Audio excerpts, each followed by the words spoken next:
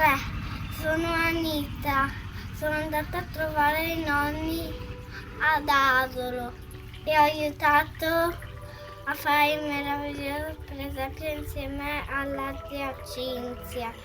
Ciao!